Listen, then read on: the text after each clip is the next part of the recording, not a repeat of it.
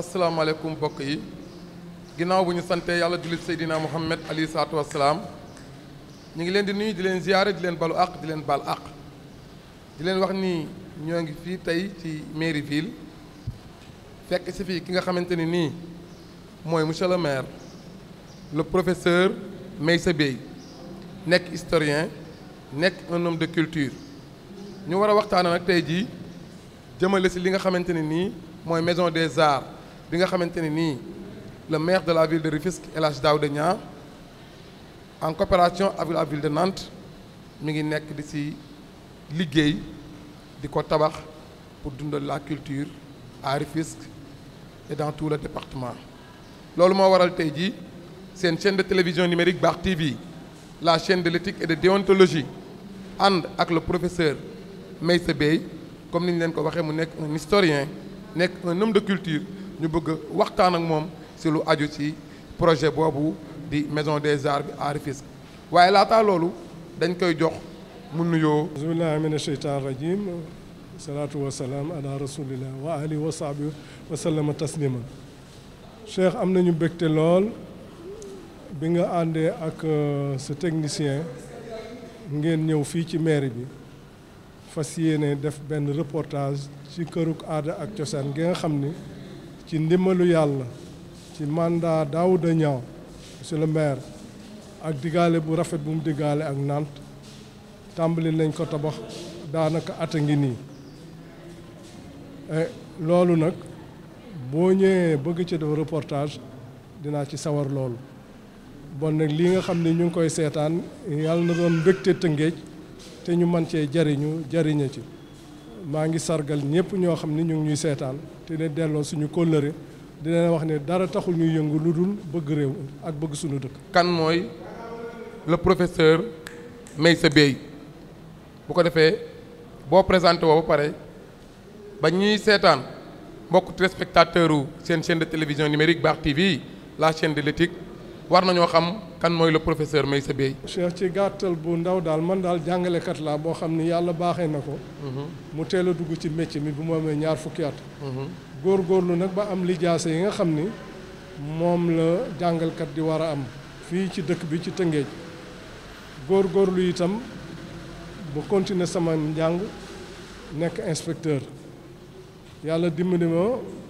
ma dem ci gox yu bari fu mel ni Kees mel ni Ziguinchor mel ni Linguère mel ni Ndar ba yàlla dogal université Ndar yàlla def ñu ubbi ko ma sóobu fa wut fa lijaasa yu kawe yoo xam ni gëstu naa ci wàllu xam-xam ba spécialisé wu ci li moom la ñu wolofal de la Mouridia loolu daal mooy sama jaar-jaar ci wàllu jàng ak liggéey ma soobu nag ci wàllu politique teel cee dugg ànd ak professeur Cheikh Anta Diop bi ko fi yàlla jëlee ma xaw a diibal samay tànk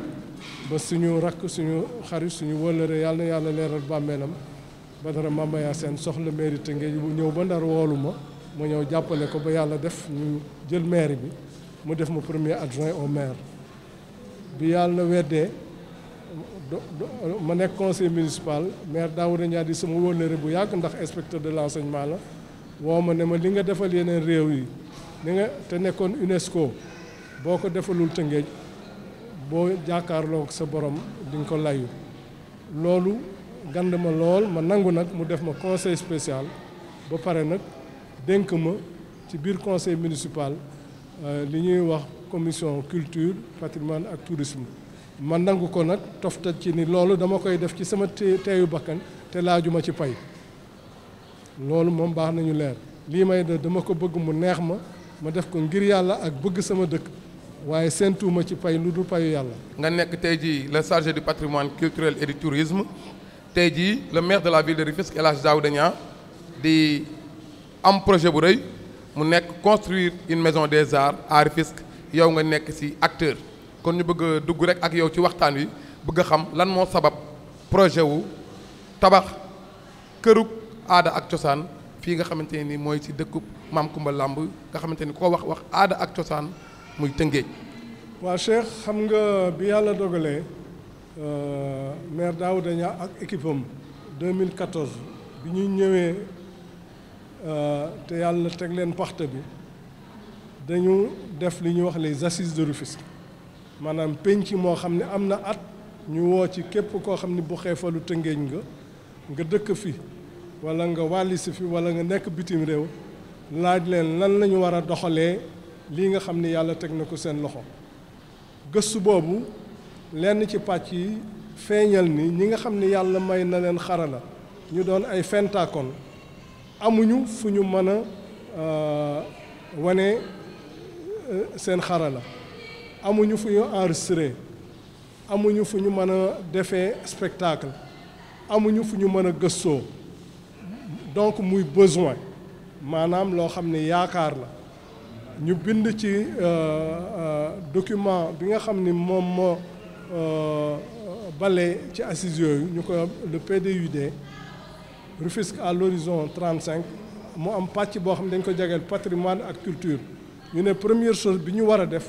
nañu tabax kër goo xam ni day jëmmal mbatit mooy culture defar ko nag ngir waa Tëngéej pour waa Tëngéej mais mu ubbeeku nag ngir képp koo xam ne am na xarala te sopp Tëngéej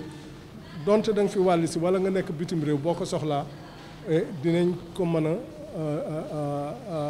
dinañ mën a fexe ba nga jëfandikoo ci xalaat boobu bi mu ko amee mu yebal ma man ak Ousseynou Faye moo architecte bi nga xam ni moom moo defar maquette bi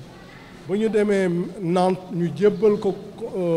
conseil municipal ba ñu kontaan lool ni ñoom dinañ ci def seen loxo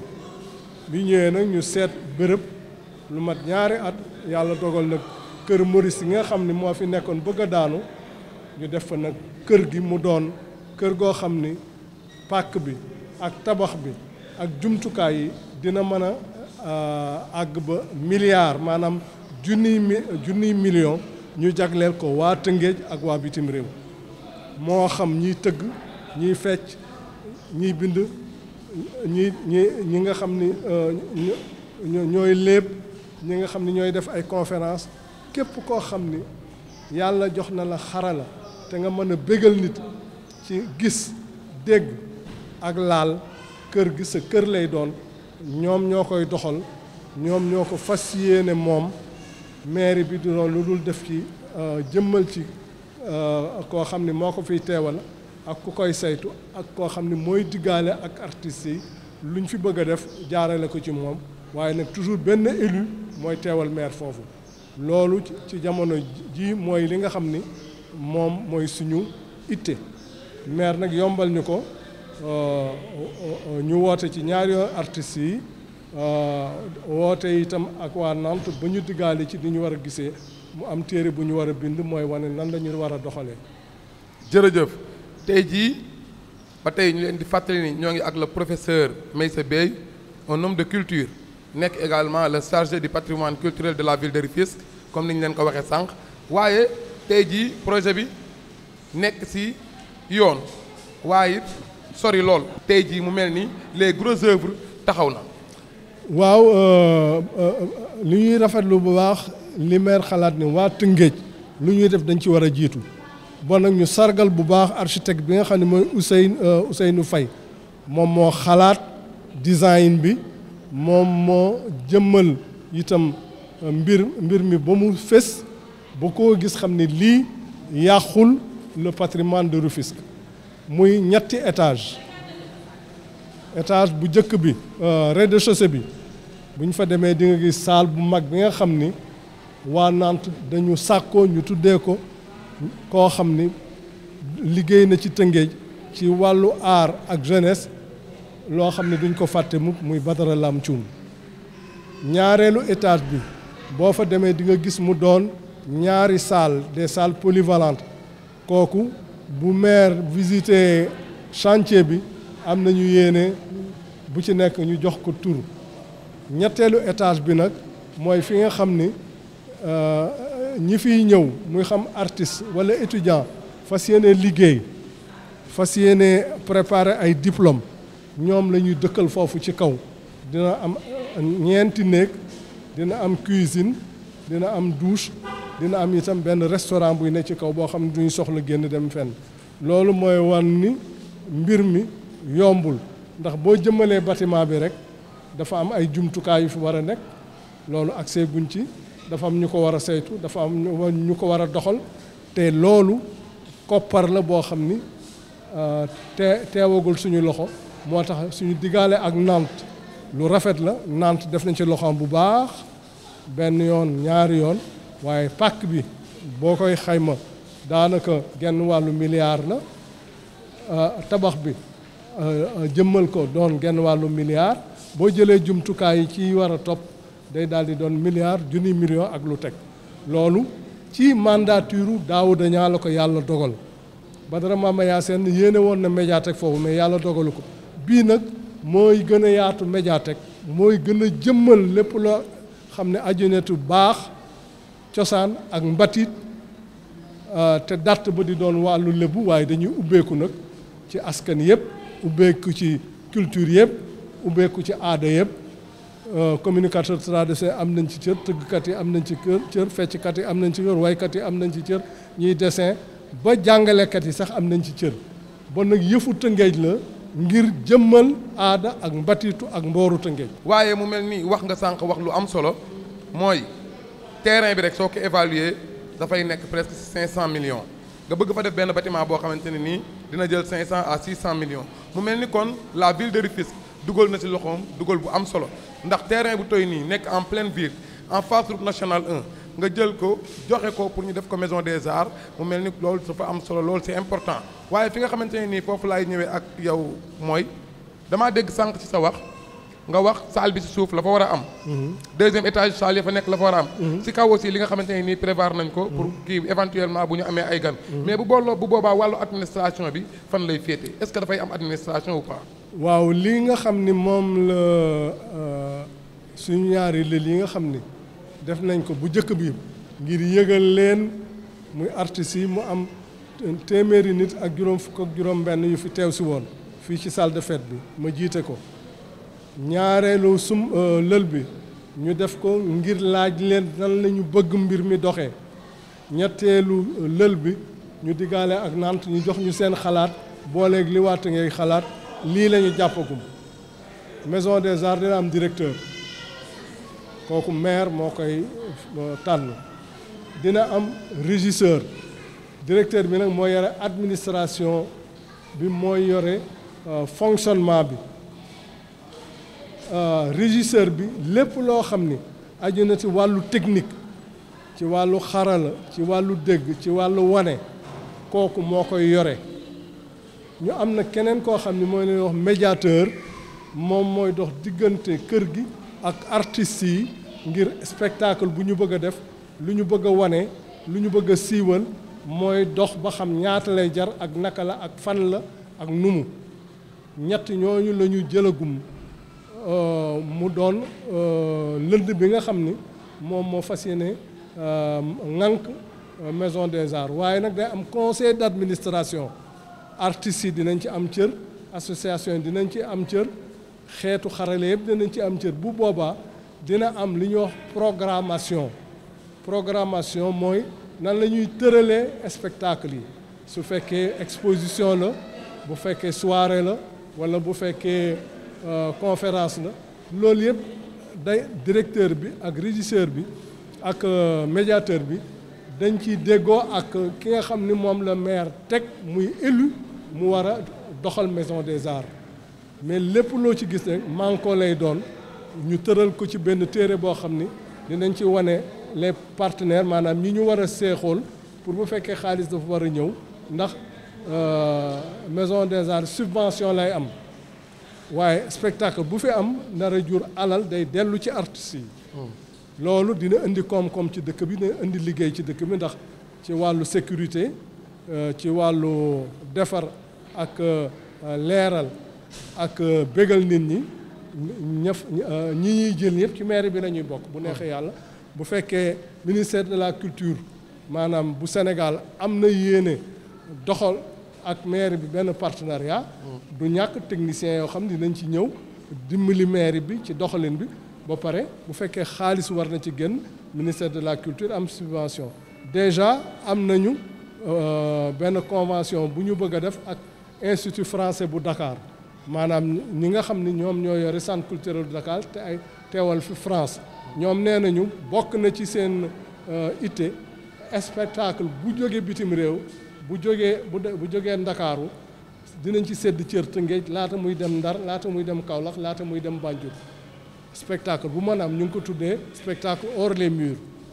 am na fii ci dëkk bi ñoo xam ne ay promoteurs culturels ñu mel ni Pendra wala ñu mel ni association des communicateurs traditionnels bu ñu amee spectacle dañuy diggaale ak ñoom seet nan lañ koy doxalee lu ca tanawu mairie bi am ci cër bu ndaw ñoom ñu jël la ca ëpp mu dellu seen bopp su amee ay formation itam professeurs yi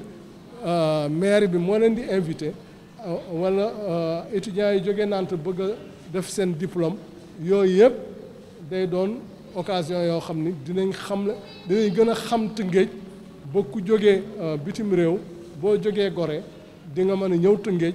bu fekkee spectacle la bu fekkee wane la Tëngéej doon une destination incontournable d'autant que sax mbedd mi xàll wi mu làngool mooy xàll wi ñu tuddee Antuma Jigéen Jaay Anna Kingsley di doon repère boo xam ni ci wàllu mbatit ak mboor waraakoon yi dinañ soxla xam ko. Est-ce que yéen a ngi bàyyi xel en tant que responsable en tant que initiateur de ce projet est-ce que yéen a ngi bàyyi xel ni ñi nga xamante ne nii ñoom ñoo nekk les acteurs culturels war nañoo bokk ci ñi nga xamante ne nii ñoom ñooy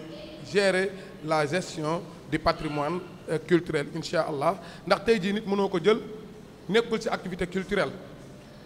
feccul woyul tëggul du communicateur traditionnel nga jël ko dénk ko la responsabilité des acteurs culturels est-ce que bu boobaa seeni xalaat dina waroo waaye li nga xamante ne nii dafa mel ni nag loolu anticiper nga ko waaye bu fekkente ne mën nga ñu ci ñëwal tuuti bëgg ñun également nga wax ñu aussi projet bi fi nga xamante ne nii fi ngeen ci toll ndax ñun ñëpp gis nañ ni chaque fois les Rufisquois ñi ngi koy jël di romb fii di jël route nationale mais xamuñu exactement lii lan la wala lan lañ fiy defar waa projet bi bëgg nañ xam exactement les tenants et les aboutissants te xam naa ni yow kenn gënu la habilité pour wax ci loolu. bâtiment bi koo gis ni mu jëmmaloo mu nekkoon ci ancienne police municipale bi doon na luy jëmmal Tëngéej liy jëmmal Tëngéej mooy lan kër gu ñu jagleel mbatit mooy culture mais ñu yokk ci aada ak cosaan loolu bu fekkee fes na ci dëkk bi. bu ngeen ci defee siiwal bii nga xam ni Baax TV mu ngi koy def du doon lu dul gën a duufal mbir mi yéen nag ak ñun du ñu yanu maison des arts bi dañ koy séqandoo seet ni mu gën a rafetee à travers un conseil d'administration boo xam ni ñi nga xam ni ñooy association culturelle dinañ am ku leen teewal ñii promoteur culturel dinañ am ñu leen teewal ñi nga xam ni ñoom la yàlla def ñu am ay xarala ci wàllu fent ak xalaat dina am ñu leen teewal mais nag conseil d'administration boobu booleeg ñi ko maire di dénk ki nga xam ni moom la yàlla def mu nekk maireu Tëngéej moom mooy nekk président conseil d'administration boobu su ko defee lu ñuy doxal dañ ci manko lu ñu bëgg a def ñu seet naka la ak nan la ak ñaata lay jar bu fekkee yella na wuti xaalis wala yella na wut ay partenaires ñu yebal ay nit ñu dox loolu lu ca tonaw itam xaalis bi trésor moo koy garder ndax mairie du garder xaalis bu fekkee am na lu ñu ci war a sédd itam ñi nga xam ne ñoom la ñu séqal spectacle yi dañ koy waxtaan ba mu leer def convention rëdd ko légaliser ko bu bés amee bu fekkee am na lu ciy tonawu ndax maire yi du wut bénéfice waaye luy doxal kër gi ak lu koy setal ak eau ak électricité ak lumière loolu faaw ñu bàyyi ci xel mu am un fond de roulement. li nga xam ni itam mooy màndargaal ak jëmmal kër gi mooy fexe nañ ba mu am ascenseur ndax ñi nga xam ni yàlla def na seen dox gaawul wala ñu am laago dañ leen sédd cër ci loolu firnde bi sax mooy ñi nga xam ne ñoo nekk gardien tabax bi ñuy defal te ñu fas yéene fa dem ay muuma lañu loolu nag ci xalaatu maire Daouda Niang la muy kër goo xam ne dañ ko war a bokkoo ko mbokkoo ko doxal ko ngir waa Tëngéej man ci séddoo lépp loo xam ni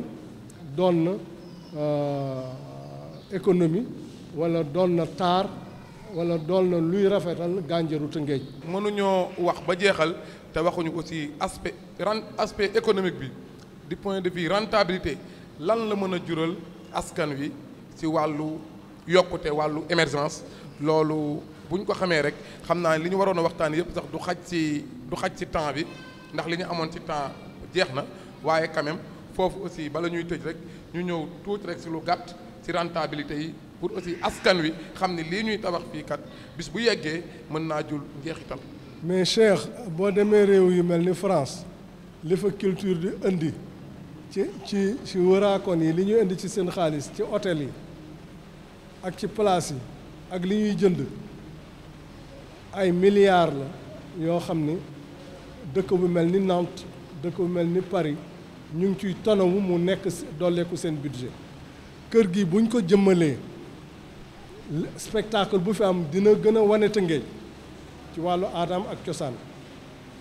spectacle bu ñu dina jur alal dina jur koom-koom loolu day dellu si ci waa Tëngéej joxe rek misaal buñ fi indi woon artiste bu mag a mag boo xam ni mel na ni sunu mbokki Mali yi ku mel ni Salif Keita ñu def spectacle boole ko ak ensemble instrumentalu Tëngéej ñu wane mboor ak mbatitu Tëngéej Salif Keita wane li nga xam ni moom la indi mais loolu koom-koom la ba pare siiwal Tëngéej te day dellu si ci artistes yi ndax bu boobaa la ñu tonawoo ca soirée booba mais ensemble instrumental c'est-à-dire da ci am dina doon itam jokko boo xam ni mën na leen fësal ba ñu invité leen bitim réew bu ñu defoon benn tàkkusaanu Tëngéej def ndaw rabbin woo waa Jokkul woo waa Mérina woo waa Thiawlène ñu jógee fële nga xam ni moom la ñu tuddee Maurice Guèye te mu doon bérébu mbaax ak cosaan ñu romb Sonatel ñëw ba ci fii day doon mbégte Tëngéej te dina wan nit ñi ni Tëngéej am na cosaan ak aada waxuma la ñu am benn bés boo xam ne dañ ko jagleel Ahmed Guissé di bindkat wala góor gi Ousmane Gueye wala exposition boo xam ni comme ni ngi nekk ci Mawlud ñu jagleel ko Alaaji Ibu Saaxo ci jaar-jaaram loolu day doon loo xam ni cosaan ak delloo buy ca booy ba am na yoo xam ne du ñu fay am na yoo xam ne dañuy fay am na yoo xam ne dañ koy wane ngir taaral Tëngéej loolu yëpp li tubaab bi attractivité Tëngéej maanaam day gën a feesal Tëngéej te day doon li nga xam ne mooy marketing territorial te day bujj koom-koom. li nga amoon ci waxtu jeex na ñu jox la rek nga joxe sa kàddu gu mujj. mairie bi di mairie cosaan bokk na ci ñeenti communes yi nga xam ni ñoom la tubaab bi jëkk a def ñu ni commune de plein exercice boo xoolee le 12 juin 1880 la ñu def Tëngéej commune de plein exercice weesu na téeméeri at ak lu topp ay maire jàll fi yu tubaab ay maire nit yu ñuul ñu mën ci lim ku mel ni Ngalandou Diouf kooku Tëngéej delloogu ko aada ak cosaan bi nga xam ni moom la indi ci réew mi ku mel ni Maurice Guèye war nañu leen gën a xam kilifa yu mel ni Mbay Rabb Guèye wala Jibril Sàmb Ngóone wala Mandioba Seck wala góor gi Songaan Guèye wala góor gi Mot Jaxate ñu mel ni Ousmane Sène Blé Mbay Diop Jacques ak ñu mel ni ñoom waa dëkk bi war nañu leen gën a xam ñu mel ni Lamine Bousso ñu mel ni Edouard Martin ñu mel ni góor gi Ñaaw Fay ak ajaratu Maam Faat Seck ñoo ñëw war nañ leen gën a xam loolu nag bu ngeen ci jàppee ñu def ay nataal yu rafet ci ñi Tëngéej meroon weer wu jot ñu organise spectacle ñetti weer yu jot ñu def ci conférence ñetti weer yu jot ñu indi fi benn kilifa gu mag goo xam ne bitim réew lay jóge dina xumbal Tëngéej dina delloo Tëngéej mu doon dëkku mbatit ak cosaan. ñu koy gërëm di ko sant ci disponibilité am bi nga xamante ne nii moom la am ndax nag ku yàlla may xam-xam la mu am xam-xam ci wàllu histoire am xam-xam ci wàllu culture waaye loolu yëpp nag li ci ëpp solo mooy mu boole ko ak modestie ba nga xamante ne nii chaque fois soo ko nee jógal rek mu jóg ànd ak ñi nga xamante ne nii ñooy waa dëkk bi ba li ñuy def mat sëkk kon mu mel ni dolliwaat nañu sax xam-xam seen chaîne de télévision numérique Bakh TV la chaîne de l'éthique et de déontologie nekk seeni doom nga xamante ne nii wax na léegi benn programme boo xamante ne nii bu ko seen chaîne de télévision Bakh TV wéyalee dina nekk loo xamante ne nii luy jëriñ Tëngéej la ci mag ñi nga xamante ne nii ñoom ñoo fi nekkoon démb waaye it mënuñoo jeexal émission bi te remercier wu ki nga xamante ne nii moom mooy le maire Daouda Niang ak l'ensemble des conseillers municipaux yi nga xamante ne ñoom la nekk di liggéeyandool ndax nag tey jii le maire Daouda Niang mënoon naa am xalaat bi mënoon naa am initiative bi mënoon naa am projet bi waaye bu ko indee conseil municipal bu ko conseiller rejeté woon kon duñ ko mën a réaliser kon conseillers municipaux yi nga xamante ni ñoom ñëpp ñoom ñoo ànd ak le maire Daouda Niang bokk ak moom liggéey bi depuis 2014 jusqu'à nos jours ñi ngi leen di sant di leen gërëm di leen ñaanal yàlla vraiment yàlla na yàlla sunu borom defal leen jàmm ak sutura ak xéewal ñuy sant ñëpp di gërëm ñëpp di leen jox dig daje ba beneen yoon di leen wax nag tey jii dañ fee ñëwoon nag ngir fësal li nga xamante ne nii moom mooy projet wu maison des arts bi nga xamante ne nii ñi ngi koy tabax fii ci Tëngéej te nga xamante ni ku wax Tëngéej wax dëkk histoire wax dëkk culture encore une fois ñuy remercier le maire Daouda Niang di remercier waa Nantes si cawarte gi ñu def ak engagement bi ak qualité gi ñu def ba jël seen alal nu ngu kaa investir fii ci Tëngéej jërë ngeen jëf